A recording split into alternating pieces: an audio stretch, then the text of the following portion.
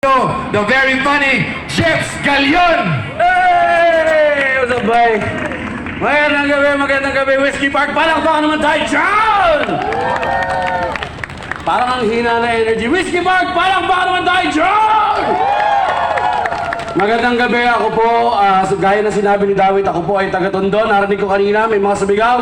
Palakpakan yung mga taga-Tondo! Napapalimutan na namin kayo, hold up to! Hindi, joke lang.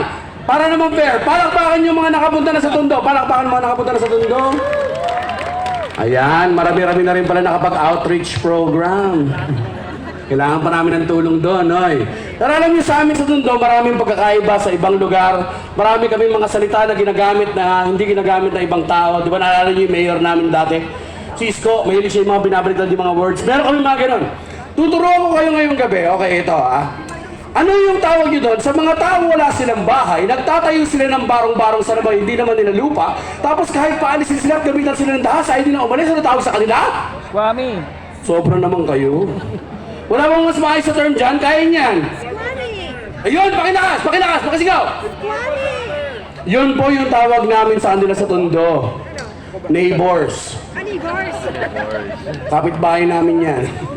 Pero alam niyo, yung minamalit dun sa amin sa Tondo, uso na din dun yung mga diet na ginagawa ng mga kabataan ngayon, ng mga Gen Z tsaka ng mga millennials. Ang pinakausong diet sa amin is yung reverse keto. Kanin lang, walang ulam. Ang bagal nyo, guys. Habol-habol pag may time, Hindi, pero joke lang, ang pinakauso talagang diet sa amin is yung IF. Tama, intermittent fasting.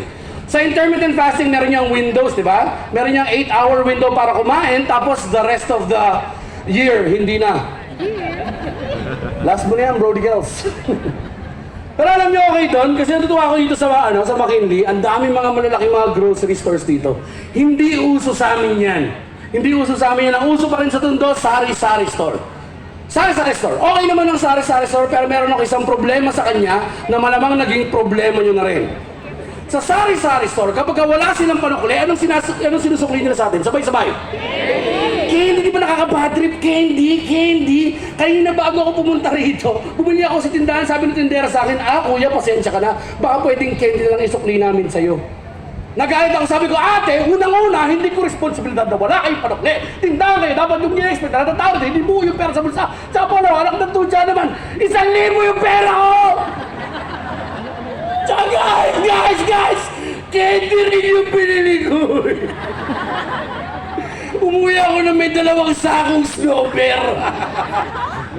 Yung mga mayaman, what's snowbear? Try nyo rin kasing kahirapan. Hindi alam nyo, laki ako sa hirap. Ang nanay ko po ay OFW. Palakpakan natin mga kapatid natin OFW. Yan. Yung nanay ko nagtrabaho sa Japan dati bilang entertainer. Yan. Naalala niyo yung term na Japayuki? Sobrang triggered ako dyan nung bata ko. Lagi akong binubuli, lagi akong tinutokso ng mga kakilala ko. Sinasabihan niya ako na, yung nanay mo Japayuki, hindi na yun uuwi, sumama na yun sa hapon, hindi na kayo nun mahal. Siyempre magagalit ka, nanay mo yun. Sabi ko sa kanya, may PlayStation naman kami.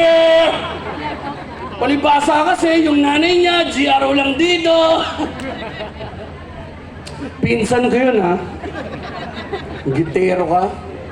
Pero mapansin ko ngayon dito, sa Whiskey Park, ang daming mga mayayaman, amoy ko kayo, nakikita ko kayo. Hindi ko kayo maintindihan, kayong mga mayayaman, bakit kayo nababatrip kapag ka hino-hold up kayo? Bakit kayo binababatrip kapag ka hino-hold up kayo? Kayo itong may magagandang gamit, guys, alam naman kami pa mag-adjust mindset lang yung mindset.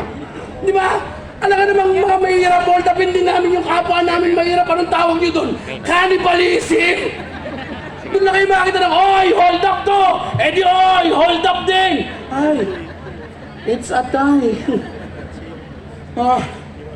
Pero alam nyo guys, medyo pagod ako ngayong gabi. Sorry. Hindi po talaga ako magpe-perform dapat ngayong gabi kasi may pinagdadaanan ako. Kakaiwalay ko lang po kasi sa asawa ko. Biro lang kami pa rin, pero sabi nga ng tatay ko, hindi naman daw masamang mangarap. Wow!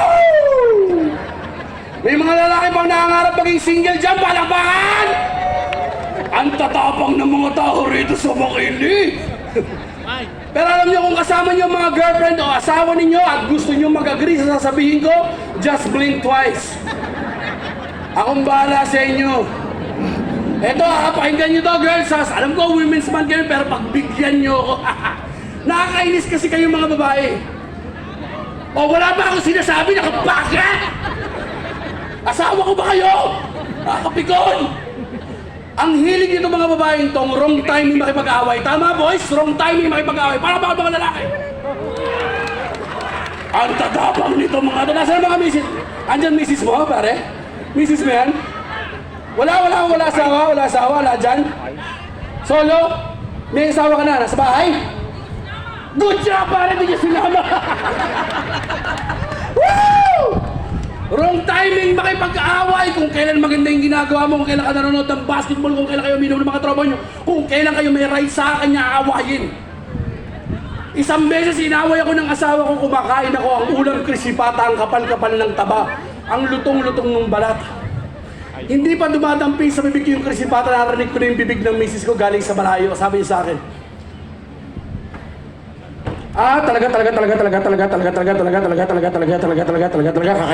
kakainin mo yan. Kapag ganahin mo lang, mangyari siya, kapag ganahin mo, atake ka sa puso, kapag ginatake sa puso, pag iguling ka, pag iparansado ka, pag iparansado ka, alaga ka namin ng anak ko. Hindi ka namin nalaga ka, pag iguling ka, iparansado ka, pag gagawin mo sa ito, hapon kapit sa ilong, loko ka! So asawa ko nga po pala talaga si Glock 9. Wala siyang apelido. Pero siyempre lalaki to. Nagalit ako. Nagalit din siya. Nagdabog ako. Nagdabog din siya.